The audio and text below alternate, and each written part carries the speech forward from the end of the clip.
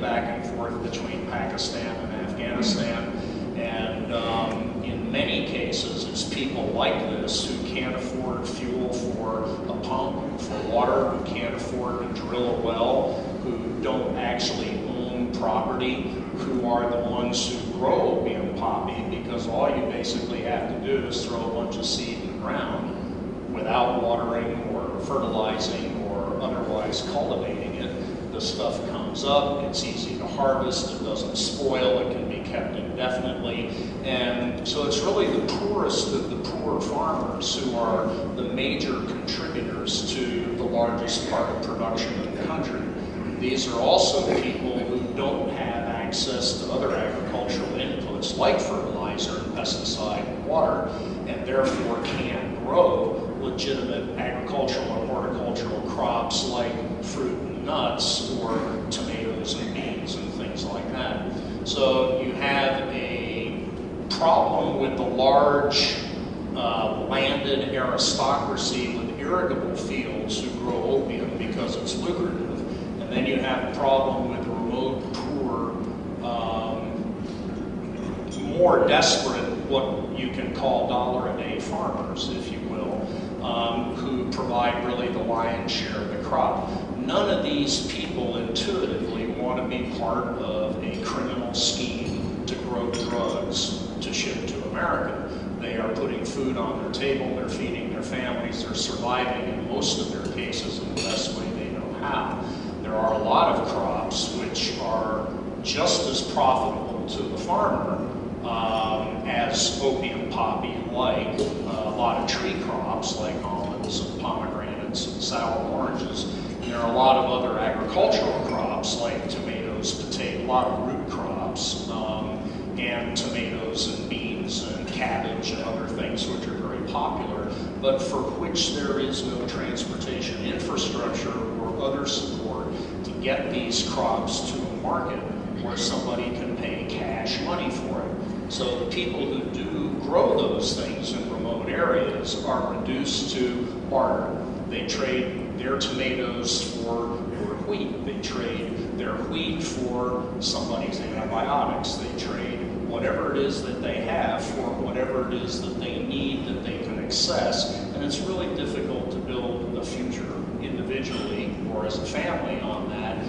or an economy as a nation. So I'm also deputy director of an organization called International Foundation of Hope in Jalalabad, and we have a large tree nursery where every year we grow and give away about 3 million fruit and nut trees to Afghan farmers in an effort to re-jumpstart legitimate horticulture as a crop substitution, alternative livelihood opportunity for Afghan farmers who can engage in this program.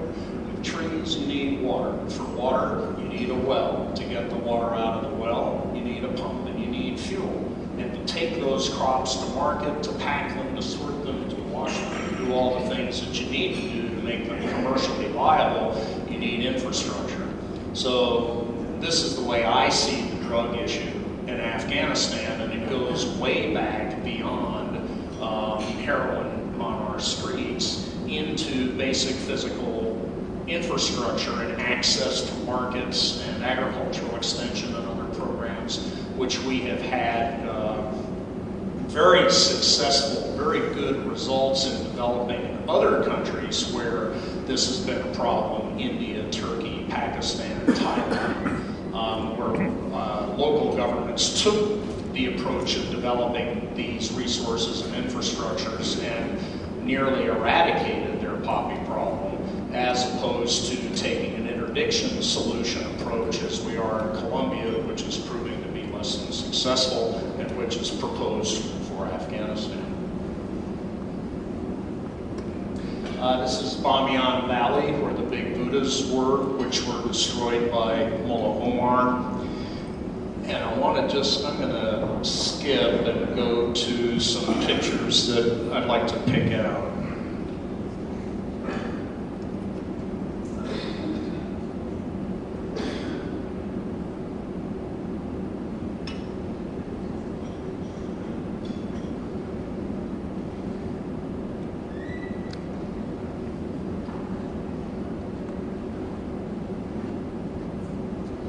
This is our nursery, just outside Jalalabad. Here we are growing sour orange trees. That is Tora Bora in the background. Our nursery is right at the foot of Tora Bora.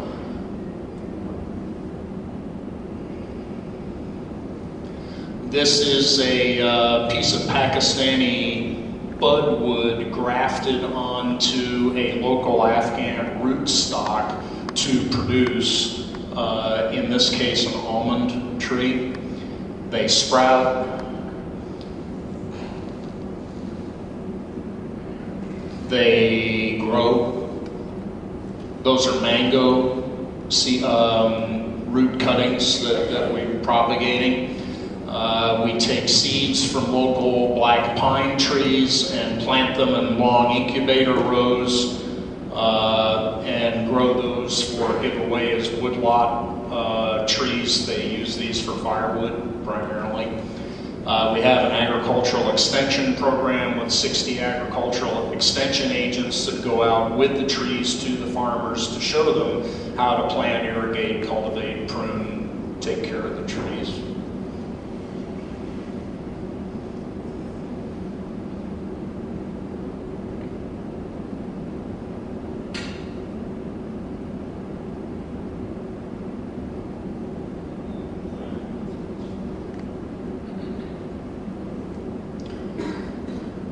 One of the things that, as a business person, as a social entrepreneur, as somebody involved in international development, be it business, economic, social, whatever development you're involved in, that is, I think, a really important concept is the ramifications of giving new technology, ideas, techniques to people whose habits don't change. Education and training is an important underpinning to economic, social, any kind of development in a country that has not experienced Western culture, technology, etc. These are all people who are up on top of the bus riding down the highway because the bus is full. There's not enough room for them inside, and they're dancing, and my daughter was in the car with me, and that got them all excited, so they started waving around and everything. And when you ride on top of a bus, there are cemeteries everywhere around the country.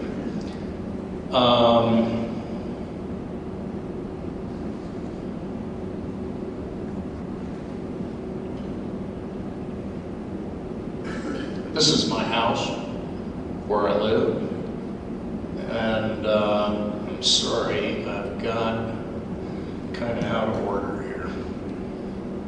Had a really nice garden last summer. It's on the same pretty much latitude as Denver. It's also about the same altitude, very similar weather patterns. Things happen. And I want to get to the message of the guys on the bus here.